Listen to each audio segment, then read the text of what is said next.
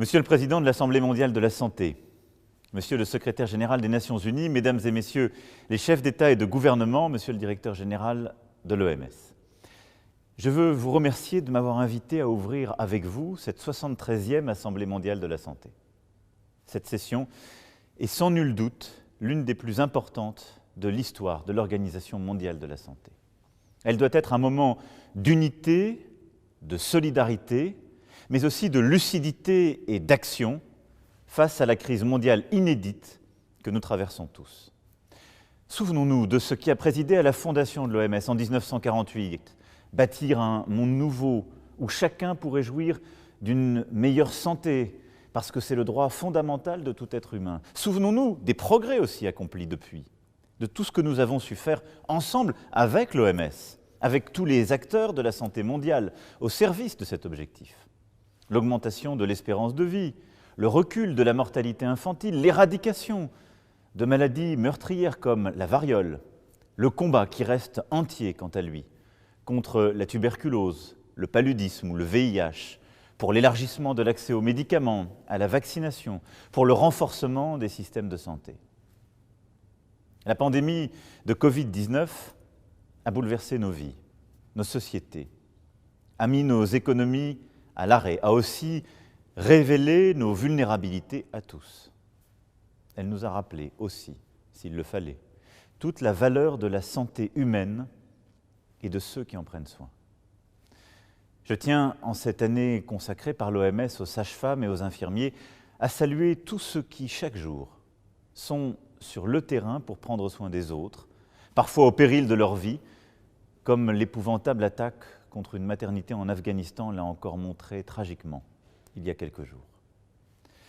Alors, au moment où les soignants se battent contre la pandémie, au moment où les populations de tous nos pays font face avec courage, nous n'avons pas le droit de nous diviser. Nous n'avons pas le droit de nous dérober. Nous avons collectivement un devoir d'efficacité. La priorité absolue, la seule qui vaille, c'est de venir à bout de cette pandémie. Chacun de nous porte en lui une partie de la solution. États, organisations internationales, fonds spécialisés, organisations de la société civile, industrie pharmaceutique, banques de développement, citoyens. Ce n'est qu'en unissant nos forces que nous viendrons à bout de cette pandémie.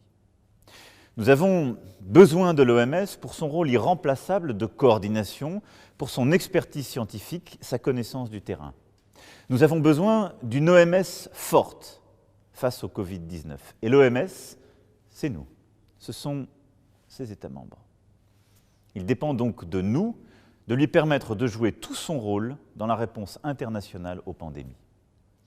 C'est la raison pour laquelle la France a décidé il y a quelques jours de renforcer substantiellement le soutien financier apporté à notre organisation. C'est la raison pour laquelle, aux côtés de l'OMS, avec nos partenaires européens, avec l'ensemble des acteurs de la santé mondiale, nous avons lancé l'initiative ACT-A pour soutenir massivement la recherche, accélérer le développement et permettre un accès universel aux moyens de lutte contre la pandémie. Parce que oui, un vaccin, s'il est découvert face au Covid-19, sera un bien public mondial auquel chacun devra pouvoir avoir accès. C'est une question d'efficacité. Tant que la maladie sera la réalité de quelques-uns, elle sera une menace pour tous. C'est une question de principe. La santé humaine ne se discute pas, ne se réserve pas, ne se monnaie pas. L'Europe s'engage pleinement dans la construction de la réponse internationale à la pandémie. Le 4 mai dernier, la conférence de financement organisée par la Commission européenne a permis de mobiliser 7,5 milliards d'euros au service des objectifs d'ACT-A. Avec ses partenaires internationaux, l'Europe porte dans cette session une réponse solide pour renforcer l'application du règlement sanitaire international, améliorer les systèmes d'alerte et de réaction aux urgences, renforcer la recherche, mieux comprendre en toute transparence et avec un esprit de coopération la crise à laquelle nous sommes confrontés et en tirer tous les enseignements et donc mieux y répondre. Nous devons regarder en face, avec lucidité, avec exigence, ce qui a fonctionné et ce qui n'a pas fonctionné dans la gestion internationale de la crise. Nous avons l'occasion d'apporter une réponse unie à la pandémie, sans complaisance, sans accusation non fondée. Unie, exigeante, lucide, c'est notre responsabilité. J'appelle l'ensemble des membres de cette Assemblée à la responsabilité et à l'action. Au nom de ce qui a présidé à la fondation de notre organisation et au nom d'un droit fondamental de l'humanité, l'espérance.